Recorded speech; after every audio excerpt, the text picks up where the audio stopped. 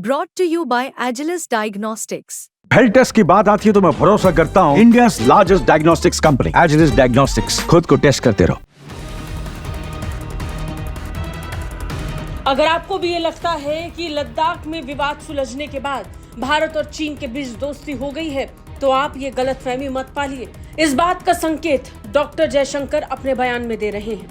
वो बता रहे हैं कि कैसे चीन के साथ विवाद अभी भी भारत का सुलझा नहीं है।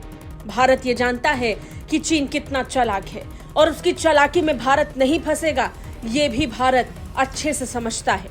विदेश मंत्री डॉक्टर जयशंकर ने फिर एक बार चीन को लेकर एक ऐसा बयान दिया जिसके बाद पूरी दुनिया तक संकेत साफ पहुंच गया है। ये साफ पूरी दुनिया को बताने के लिए जयशंकर का बयान काफी है कि भारत चीन के साथ दोस्ती वाली चाल में नहीं फंसा है।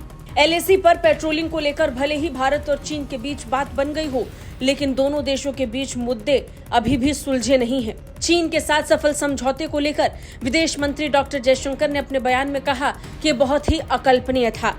ये चतुर कूटनीति का ही परिणाम था। जयशंकर ने पुणे में एक कार्यक्रम के दौरान कहा कि पीछे हटने का यानी नए कदमों को उठाने का ये समझौता था। दोनों ने तय किया कि देपचांग और डेमचुक में गश्त होगी। इससे अब हमें अगले कदम पर विचार करने का मौका मिलेगा। ऐसा नहीं है कि सब कुछ हल हो गया है, लेकिन पीछे हटना जो पहला चरण है, हम उस स्तर तक पहुंचने में कामयाब रहे हैं।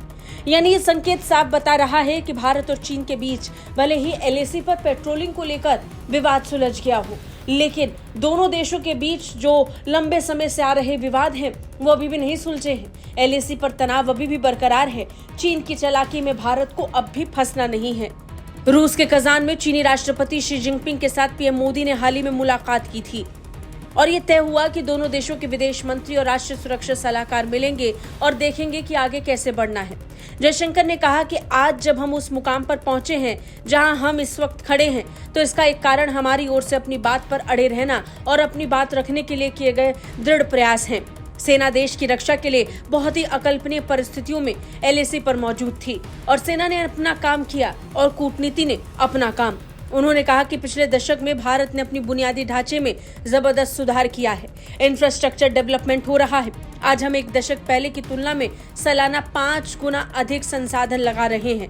इसके परिणाम स्वरूप सेना को सबसे ज्यादा ताकत मिली है। बता दें, चीन के साथ 2020 के बाद से एलएसी पर तनाव और ज्यादा गहरा गया था। गलवान में स्थिति को बदलने के बाद चीन के साथ भारत सीधे टकराव में आ गया। भारत कहता है कि जब तक 2020 की स्थिति नहीं लौटेगी, तब तक चीन के साथ बातचीत नहीं होगी।